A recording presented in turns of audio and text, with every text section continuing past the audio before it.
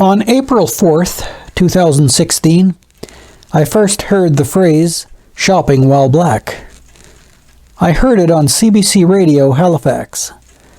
We've heard of driving while black, which is a lie. We've heard of walking while black, which is another lie. Now what about shopping while black? Are blacks unfairly profiled while shopping? Let's look at the story and see.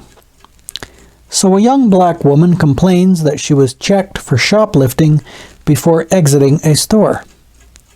The two white girls that she was with were not checked, both of whom had been caught stealing before, and both of whom had made off with stolen goods on the very outing when the black woman was checked. So the black woman is hanging out with thieves when she knows they're stealing, which amounts to being an accomplice, and she complains on public radio that she was unfairly profiled on the very day that she was with her companions while they were stealing merchandise.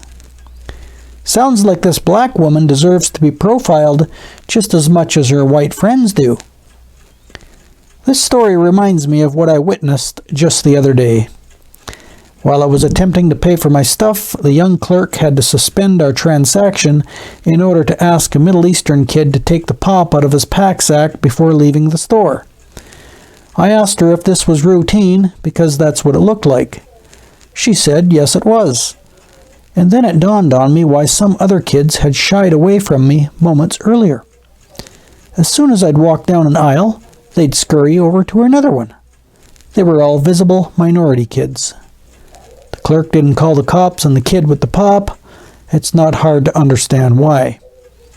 It's not politically correct to do that when it's an immigrant who's doing the stealing. The clerk has been told to respond to stealing in a polite, inoffensive, non-threatening manner.